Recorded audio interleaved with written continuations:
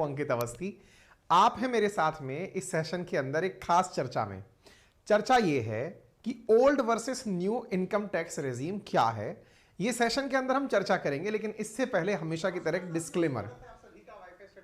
Disclaimer ये है कि जनाब ये जानकारी जो मैं आपको देने जा रहा हूं, यदि आप स्टूडेंट हैं तो केवल आपके लिए इतनी सी इंफॉर्मेटिव पर्याप्त है कि सरकार ने इनकम टैक्स में कितने स्लैब कर दिए हैं, कितने तक की जो टैक्स इनकम है वो टैक्स फ्री है।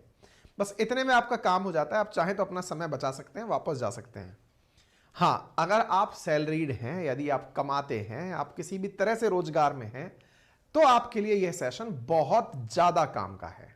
तो मैं पहले से ही, क्योंकि हमारे बहुत से ऐसे लिसनर हैं जो ऑलरेडी किसी ना किसी जॉब में है, किसी ना किसी काम में है, तो ऐसी स्थिति में मैं पहले ही डिस्क्लेमर देके स्टूडेंट्स का समय बचाना चाहूंगा कि आप लोगों के लिए यह सेशन काम का नहीं है।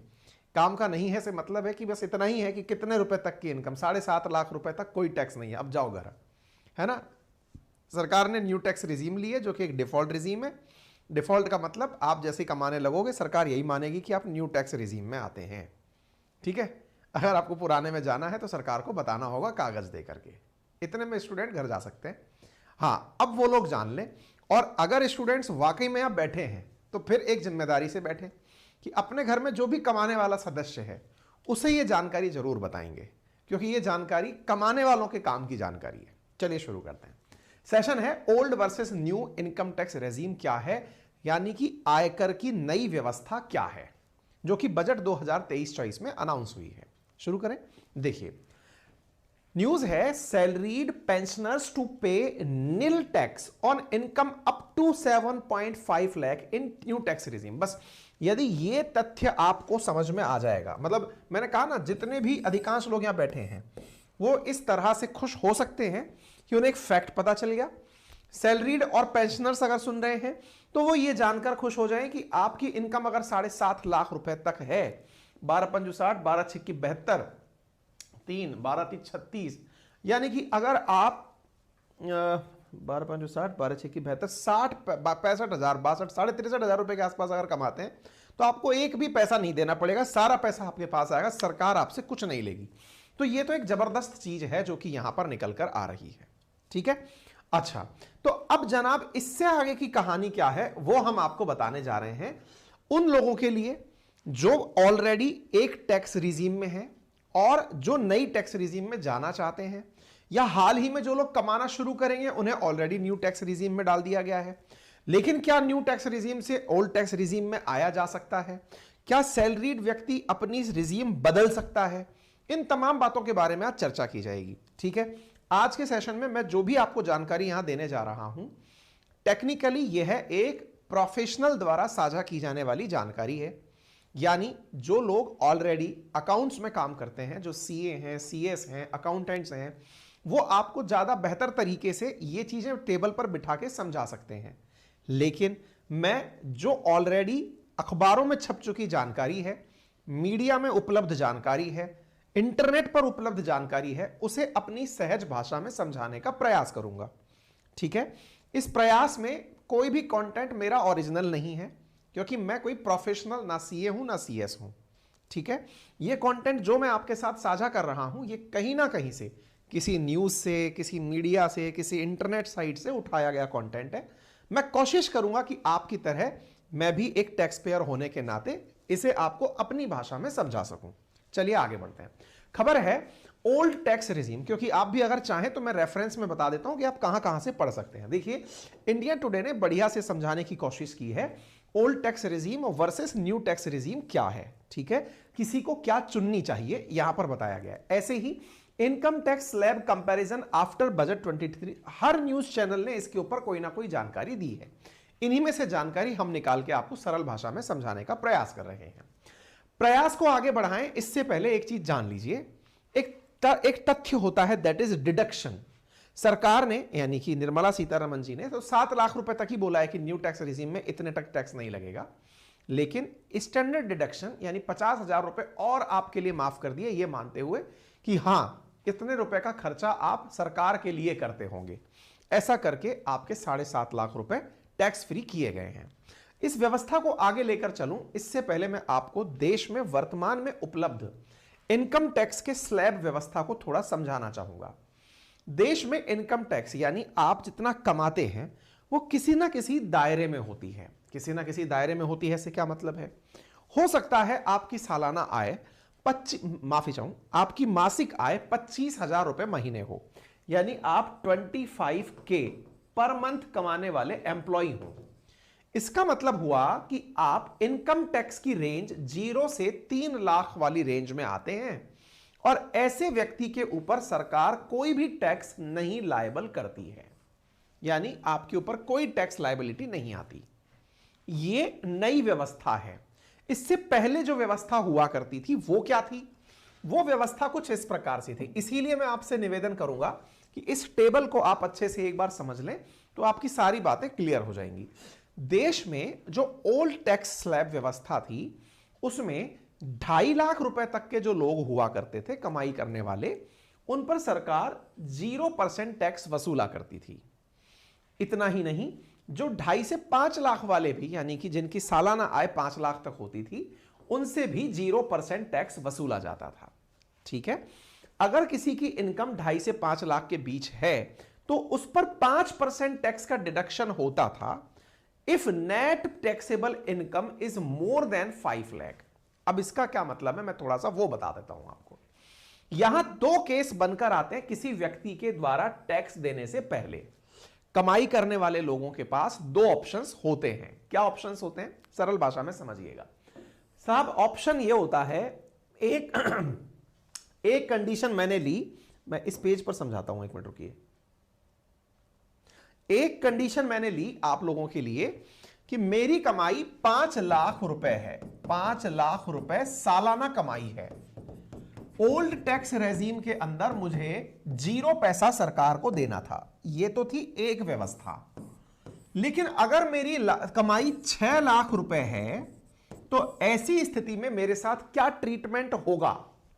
तो ऐसी व्यवस्था के अंदर कहा जाता था कि आपकी जो अतिरिक्त कमाई है, यानी 5 लाख तक प्लस 1 लाख और, तो ऐसी स्थिति में आपका केस जो है वो ऐसे ट्रीट किया जाएगा, 5 लाख तक और 1 लाख। तो इसको इधर देखिए, अगर आपकी 5 लाख तक ही कमाई थी तो आपसे कोई टैक्स नहीं वसूला जाता था। लेकिन अगर आपकी कमाई 5 लाख से ऊपर पहुंची, मान लो आपकी कमाई 6 लाख पहुंच गई, तो जो आपकी 2.5 से 5 लाख वाली कमाई थी, मतलब 2.5 लाख से 5 लाख वाली जो कमाई थी, लगभग 2.5 लाख, उस पर आपको 5% टैक्स पे करना पड़ेगा। और जो अगली 5 से 10 लाख वाली कमाई थी, दैट मींस जो अतिरिक्त 1 लाख रुपए की कमाई थी, उस पर 20% टैक्स देना पड़ेगा।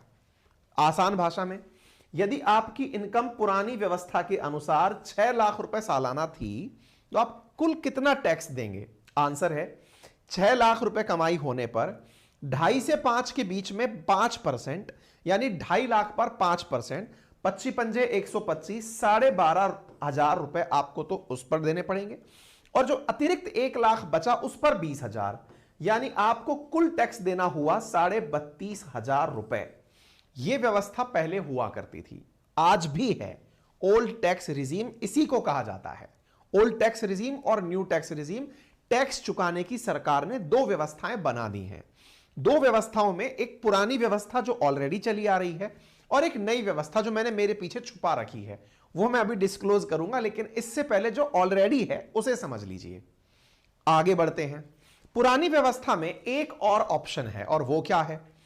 आपकी कमाई 10 लाख से ऊपर निकल जाती है और 10 लाख तक रहती है। मान लो आपकी कमाई 10 लाख रुपए सालाना है, तो ऐसी स्थिति में आपको टैक्स 5 से 10 लाख रुपए वाली जो इनकम है उस पर 20% देना पड़ेगा। यानी कि 5 लाख रुपए पर 20%, वो कितना रुपया हुआ? 1 लाख रुपया जो सरकार आपसे वसूल लेगी। 5 से नीचे वाला, यानी कि 2.5 से जो 5 वाला स्लैब है, उस पर 5%, यानी 2.5 लाख पर 5%, 25 पंजे 125, 12,500 रुपया, यानी एक तरह से 1 लाख प्लस 12,500 रुपया, इतना आपको टैक्स देना पड़ेगा यदि आपकी तनख्वाह 10 लाख तक है। अब अगर तनख्वाह आपकी 10 लाख रुपए से ऊपर चली गई तो क्या होगा? ऐसी स्थिति में अगर आपकी तनख्वाह 10 से ऊपर चली गई तो आपका स्लैब चेंज हो गया, आप 30% स्लैब में चले गए। 30% स्लैब में चले गए, इससे क्या मतलब हुआ? इसका मतलब यह हुआ, अगर मान लो तनख्वाह आपकी हो गई 11 लाख रुपए, तो आपकी सैलरी के 3 प्रकार के भाग बन गए। कौन कौन से? 10 लाख से ऊपर वाला, यानी 10 लाख से ऊपर कितना है? 1 लाख रुपया। उस पर कितना पैसा कट रहा है? सीधा 30%, यानी 1 लाख के अंदर से 30,000 रुपए सरकार ले लेगी। उसके बाद दूसरा ऑप्शन आपके अंदर क्या बचा?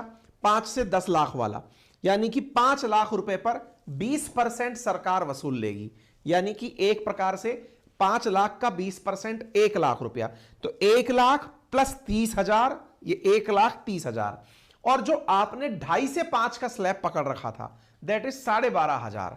तो अब एक प्रकार से 1,42,500 रुपए इस 11 लाख रुपए सैलरी वाले व्यक्ति को चुकाने होते थे। यह टैक्सेशन की व्यवस्था जो आज तक विद्यमान थी, यह है। इस व्यवस्था में सरकार ने कुछ आपको रियायतें दी हुई थी, इनकम टैक्स की धारा 80C और 80D के माध्यम से। व्यवस्थाएं यह थी कि यदि कोई आम नागरिक ओल्ड टैक्स व्यवस्था में अपनी कमाई में से 1.5 लाख रुपए तक खर्च दिखा सकता है, किन चीजों पर?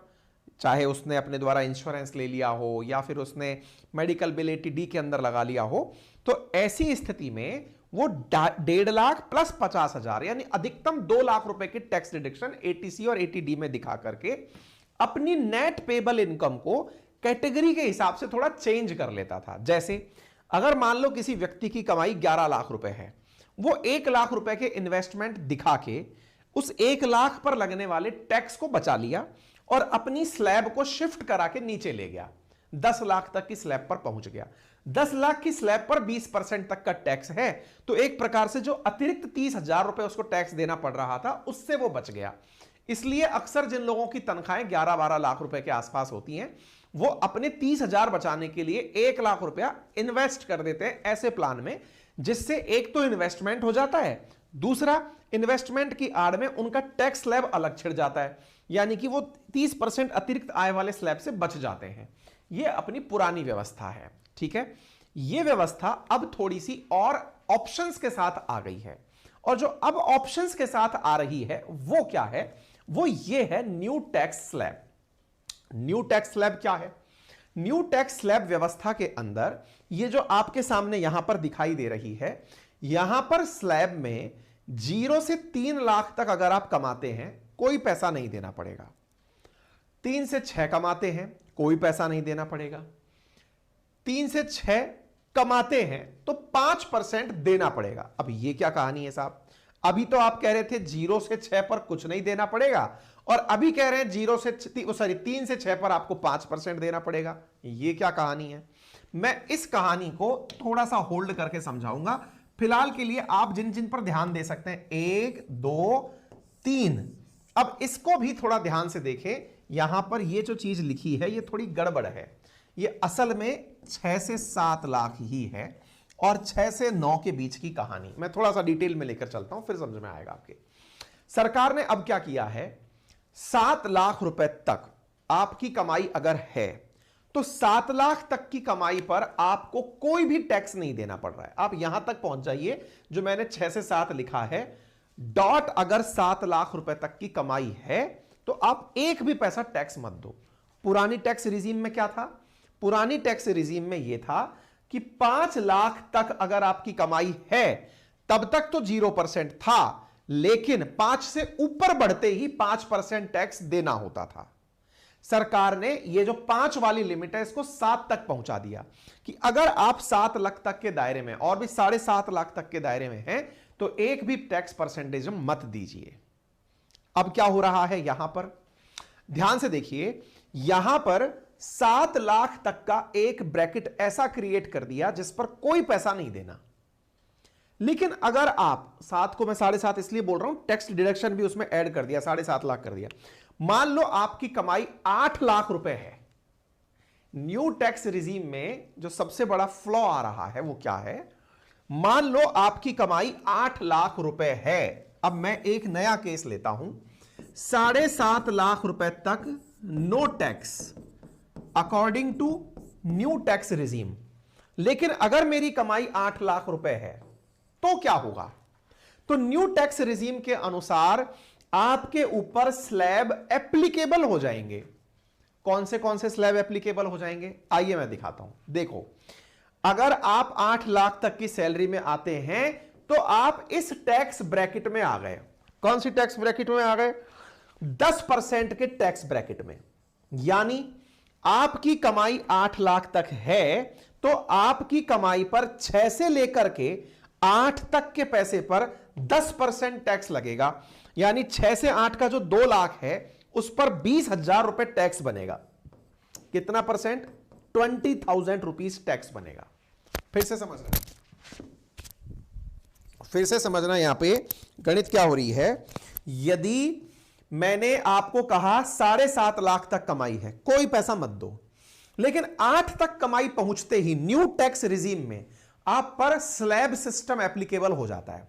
स्लैब सिस्टम एप्लीकेबल हो जाता है, दैट मींस आप इस कैटेगरी में फॉल कर गए कि आप इस कैटेगरी में हैं तो आपको अपनी 6 से ऊपर की जो कमाई है उस पर 10% देना पड़ेगा। यानी आपको उसका जो 6 से 8, मैंने अभी यार आपकी 8 लाख सैलरी बताई ना, तो उस पर 20,000 टैक्स बन गया 2 लाख के ऊपर 10% के हिसाब से। ठीक है, अब और सुनो, जो 6 से नीचे वाला जो ब्रैकेट है वो है 3 से 6 वाला।